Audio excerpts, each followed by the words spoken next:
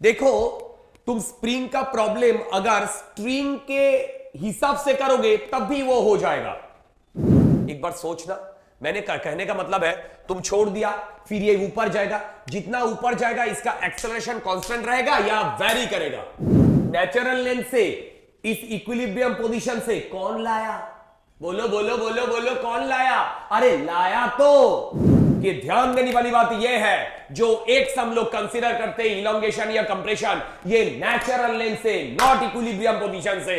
Equilibrium position तो कुछ भी हो सकता है, बट नेचुरल लेंथ से हमें ये लेना पड़ेगा।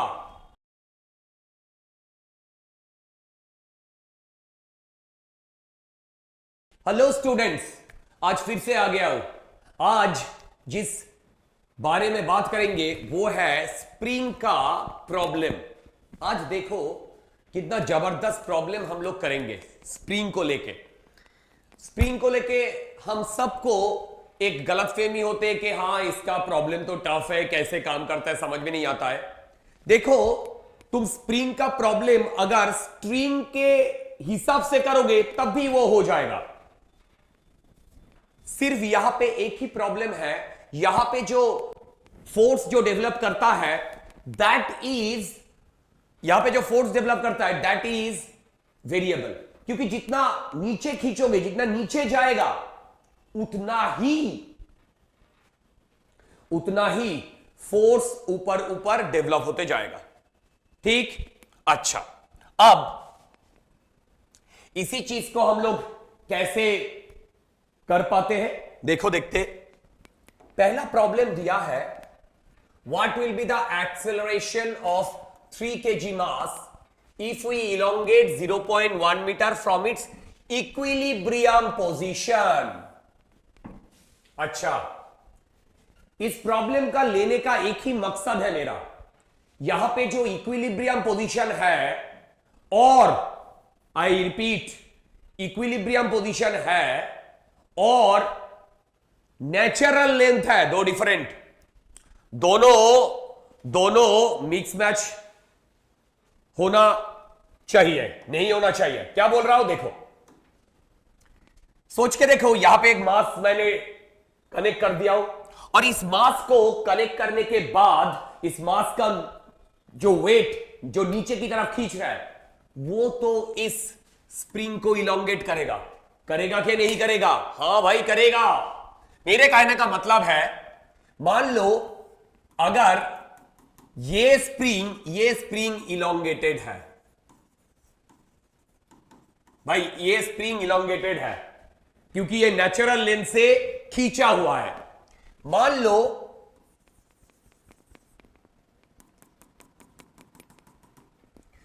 लो ये है मेरा नेचुरल स्प्रिंग, उसके बाद इसको मैं खींचा हूं, क्यों? कौन खींचा है? मास। तो ये है नेचुरल लेंथ। इस जगह पे ये जो मास है ये बिल्कुल स्टैटिक है, ना ऊपर जा रहा है ना नीचे जा रहा है, ना ऊपर जा रहा है ना नीचे जा रहा है। इसका मतलब देखो, अगर इसका फ्री बॉडी डायग्राम मैं ड्रॉ करूं तो नीचे की तरफ आता है 30 और ऊपर की तरफ आता है k इंटू एक्स नॉट। ये चीज मैंने एक्स नॉट बोल रहा हूं, ये चीज देखो, ये चीज बहुत बढ़िया। अब यहां पे मैं इसका इक्विलिब्रियम पोजीशन को लिखूं तो एक्सेलरेशन 0, तो k इंटू एक्स नॉट होगा 30। तो यहां से मेरा एक्स नॉट का वैल्यू आ रहा है 30 by k which is given by 100, so 0.3 metre. इसका मतलब अभी जो स्प्रिंग है वो 0.3 मीटर नीचे खींचा हुआ है। क्या बात, क्या बात, क्या बात। अभी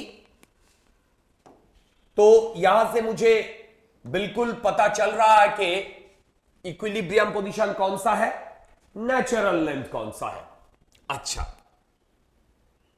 अब देखो, मैंने ये बोलने का कोशिश कर रहा हूं कि इसको अगर दोबारा खींचा जाए, क्योंकि यहीं पे तो बोला है इक्विलिब्रियम पोजीशन से 0.1 मीटर खींचा गया है, मतलब अगर मैं इसका दोबारा डायग्राम ड्रॉ करूं तो ये है इक्विलिब्रियम पोजीशन, इक्विलिब्रियम पोजीशन से 0.1, मतलब ये है 0.1। तो अभी तो ऊपर की तरफ kx काम करेगा। अब ये x का वैल्यू क्या होगा, 0.1 या 0.3 या कुछ दूसरा चीज होना तो चाहिए, दोनों का एडिशन। क्यों दोनों का एडिशन होना चाहिए?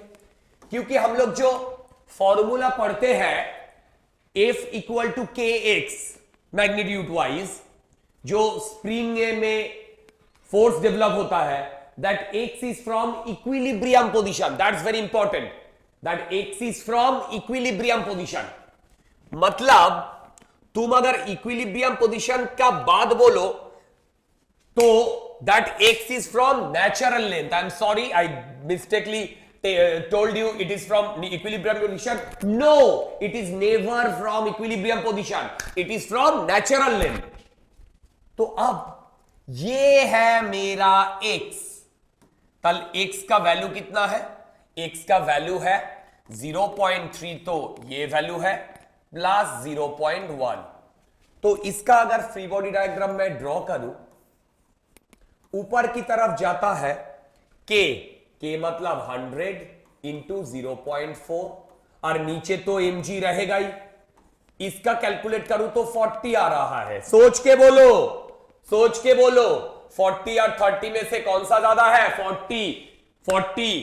तो ऊपर की तरफ 40, नीचे की तरफ 30, तो नेट तो वो ऊपर जाएगा एक्सेलरेशन से, तो एक्सेलरेशन होगा net force 40 minus 30 by 3, that is coming out to be 10/3 metre पर सेकेंड स्क्वायर। मतलब इस पोजीशन में खींच के अगर मैं छोड़ देता हूं तो ऊपर की तरफ जो एक्सेलरेशन से चलेगा दैट इज 10/3।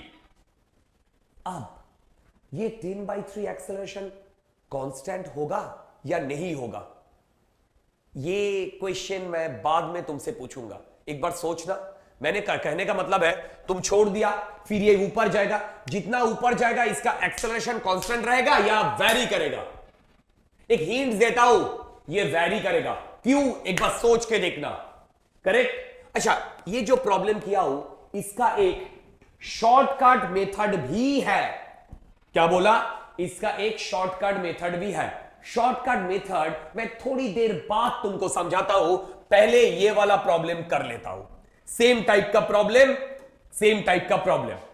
ओके, तुम एक काम कर सकते हो, तुम्हारा वीडियो पॉज करके ये वाला प्रॉब्लम एक बार ट्राई कर सकते हो। ये है 37 डिग्री। ओके ओके, अब क्या बोला है देखो, what will be the acceleration of mass 2 kg if we elongate 0.1 meter from its equilibrium position। अभी जो सिनारियो है, आई रिपीट, अभी जो सिनारियो है ये इक्विलिब्रियम पोजीशन है, ये इक्विलिब्रियम पोजीशन है। इसका मतलब इसका नेचुरल लेंथ तो ऐसे था भाई, नेचुरल लेंथ, तो नेचुरल लेंथ से इस इक्विलिब्रियम पोजीशन से कौन लाया? बोलो बोलो बोलो बोलो, कौन लाया? अरे लाया तो वेट ही लाया। चेक करके देखो, इस तरफ काम करेगा how much, this is 2 kg मतलब 20। ये और ये दोनों में मैं बांट देता हूं। अब दोनों में जब मैं बांट देता हूं तो ये आता है 20, ये 37 है तो ये 37, तो ये आता है 20 cos 37 और ये आता है 20 sin 37। sin 37 का वैल्यू तुम्हें पता है 3/5।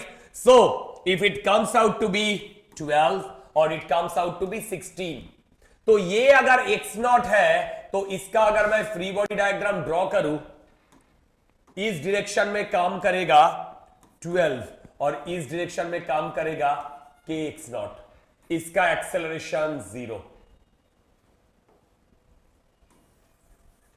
इसका एक्सेलरेशन 0। देखो, इसका एक्सेलरेशन 0 क्योंकि अब ये इक्विलिब्रियम पोजीशन में है। तो kx0 इक्वल टू 12, यहां से x0 होगा 12/100, that comes out to be 0.12 x nought, इतना मीटर। अच्छा, ये करने के बाद हम लोग का कॉन्फिडेंस तो थोड़ा बढ़ गया। कॉन्फिडेंस तो मैं प्रीवियस जो प्रॉब्लम किया वही से ही लेके आता हूं। अब क्या किया, इसी पोजीशन से मैं इसको देखो, इसी पोजीशन से मैं इसको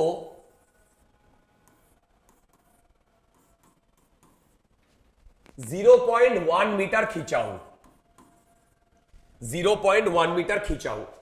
अगर मैं 0.1 मीटर खींचता हूं, आई रिपीट, अगर मैं 0.1 मीटर खींचता हूं तो सोच के देखो, अभी ये मास नेचुरल लेंथ से कितना दूरी पे है, तो जितना भी दूरी पे है, इधर तो k इंटू एक्स होगा और इधर तो यही 12 होगा। सोच के देखो, ये है 0.1, ये है 0.12, तो अभी मेरा जो x है इसका वैल्यू है 0.22 मीटर। अभी जो x है इसका वैल्यू है 0.22 मीटर, तो kx के साथ तो मल्टीप्लाई करूंगा तो 0.22 इंटू 100, मतलब ये 22 न्यूटन, इधर 12 न्यूटन। तो नेट फोर्स कितना आ रहा है, ऊपर की तरफ net force 22 minus 12 divided by mass कितना 2, तो यही आता है मेरा एक्सेलरेशन, दैट इज 5 मीटर पर सेकेंड स्क्वायर। कितना बढ़िया प्रॉब्लम देखो, बिल्कुल बेसिक से हम लोग किया है, बिल्कुल बेसिक से हम लोग किया है।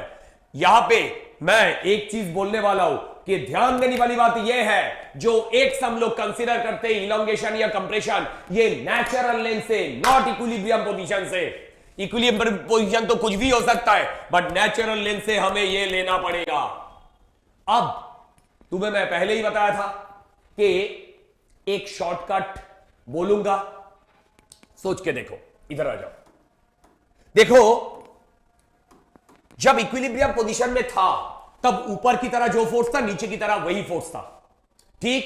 उसके बाद मैंने क्या किया, उसके बाद नीचे की तरह मैं 0.1 खींचा, तो जीरो की यहां पे 0.1 खींचा, तो इक्विलिब्रियम पोजीशन से अगर 0.1 खींचा तो इक्विलिब्रियम पोजीशन से मैं कितना नीचे खींचा 0.1, तो इक्विलिब्रियम पोजीशन से ऊपर कितना kx लगा रहा है, ऊपर इक्विलिब्रियम पोजीशन से 0.1 इंटू 100, और इसी को ही तुम मास से डिवाइड कर दो, देखो आंसर आ जाएगा, ये आंसर, राइट।